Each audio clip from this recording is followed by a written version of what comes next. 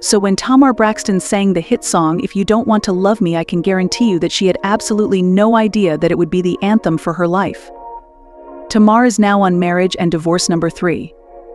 Her marriage to Daryl Allen lasted from 2001 to 2003, her marriage to Vincent Herbert lasted from 2008 to 2019, and her marriage to Jeremy Jr. Robinson lasted a whopping 61 days. Now that's one thing about those Braxton women, they do believe in the sanctity of marriage. Those women have absolutely no problem with getting a man to marry them. The hardest part is finding the right man to marry them. And it looks like that's where we are with Tamar today. Tamar's ex, Ricky, is even coming out of the woodwork talking about what he experienced with Tamar. You know what, Tamar?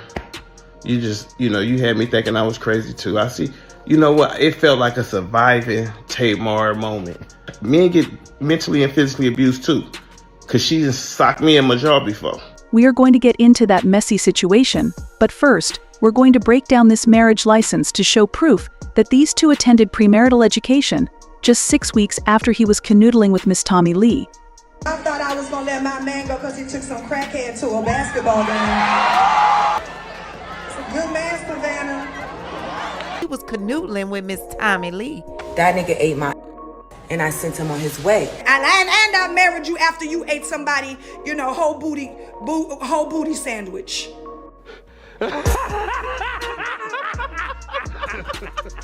These two were joined in holy matrimony on February 4th, 2024, and they were married by Tamar's friend of 30 years, Bishop Eusebio Phelps. I've been friends for over 30 years, one of my best friends.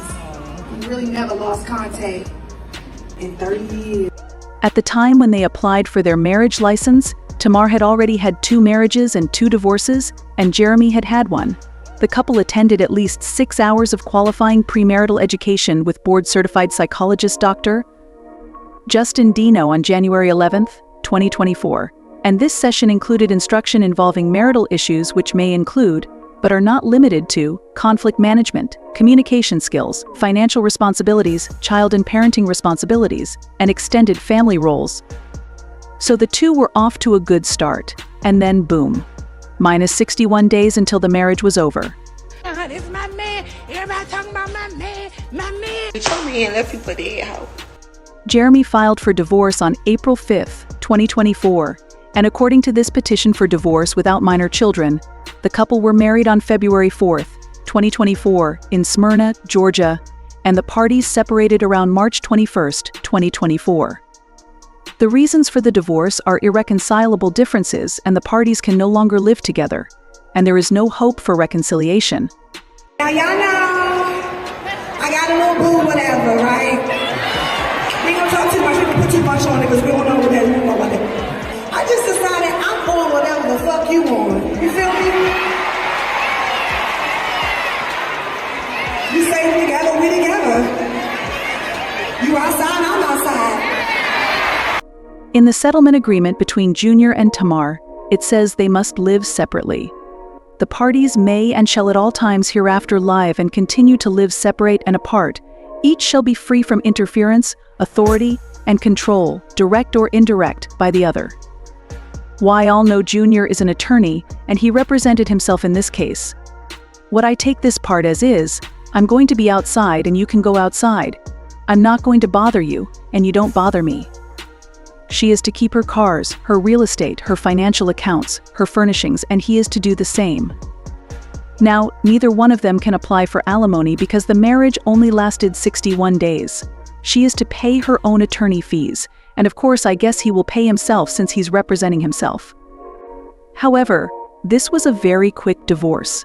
You see what's going on with Shirley Strawberry? It's taking her forever, but it seems like this was really quick. There's no interference. Tamar didn't argue anything. He got exactly what he wanted out. But I believe Tamar stayed in it. She didn't argue because she felt like this man ain't serious. I'm going to his birthday party, we're still chilling.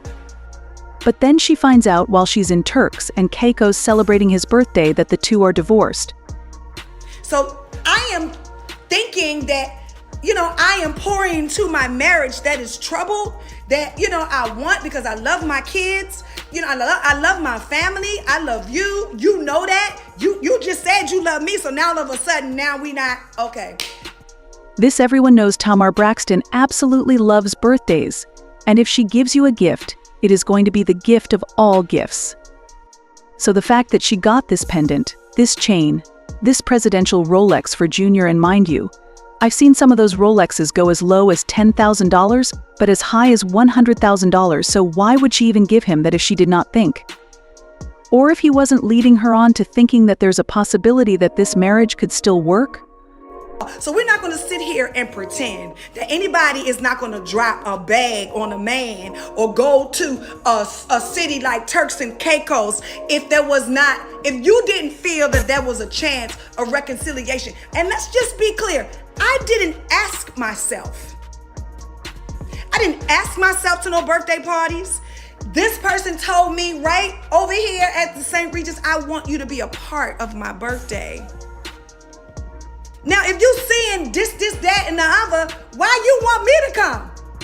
So since she did give this jewelry as a gift and it now belongs to him, let's go into the equitable division of property.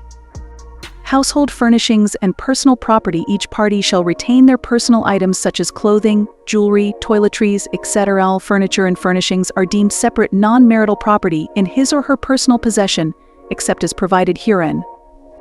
I don't know about why all, but to me, it's giving you knew you were going to get a good gift, so you made sure you had her tag along. And then after you got your gift, that's when sis got the email surprise. Y'all know when I found out I was getting a divorce and my divorce is going to be final on our trip to Turks and Caicos. Didn't say that. That's when I found out at the bar. I got an email. Those two were out partying, living it up in Turks and Caicos on August 21st, and on August 30th, the divorce was final. Everything that Junior wanted, no money, just go ahead and end it. The judge said, okay, you got that. Then after she stops talking to you, she gets an alert that her card is being used on August 30th, somehow the same date that the divorce was indeed finalized by the judge. I don't agree with Tamar often. I feel like most things are, Tamar has fought a good 75% of the time, but this time I really feel like Junior is trying to gaslight her. Either way, I feel like this was a very toxic marriage and a toxic situation, and it's best that both of them stay away from each other. Now let's get into her past dude. This is Ricky Lamont Cly. He was indicted on federal drug charges back in June of 2010. It's being said that he was neighbors with T.I. and Tiny, and of course Tiny and Tamar were very close friends back in the day. One could say that the timeline of her dating Ricky is a bit sketchy. However, Google is a wonderful place, and if you type in his name and Tamar's name, you'll probably find out a lot. This is what he has to say. You know what, Tamar? You had me thinking I was crazy too. You know what? It felt like a surviving Tamar moment. You know, they always talk about how, women is being mentally abused and physically abused. Men get mentally and physically abused too. Cause she just socked me in my jaw before. You feel me? And I'm sure Jeremy and before and got their head cracked. Okay? And them gas station pills, huh? Yeah. You gotta do something to stay afloat, huh? Yeah, I already know. But I ain't even gonna talk about the part where she fucking called my federal PO when I was on federal probation. I wasn't even home 18 months. I'm on papers. They called my PO. She didn't thought I just stole $1 million worth of jewelry. I didn't even take her jewelry. I flew out from Atlanta one morning. Vince flew in the same morning. Vince didn't got the fucking jewelry. She thinking it's me. Man, let me tell you. I get to LA, all hell break loose. Where's my jewelry? Where's my jewelry? Please give it back. I'm like, what? Give it back? I'm like, what is you talking? You took my jewelry. Please give it back. Let's just say the stories on who attacked who in this relationship seem to change. Tamar has her story, and of course Ricky has his. There is a lot going on in the world of Tamar. What I need to do is hear from you. Do you feel like Junior gaslit her into coming on this trip, just so he could get a gift, only to leave her in the balance later on? Leave a comment, and you know how we do, we'll talk about it down below. Talk to you guys later. Bye. As always, thanks for watching. Don't forget to hit that subscribe button, hit the like button, and hit that bell so you don't miss out on any of my new episodes.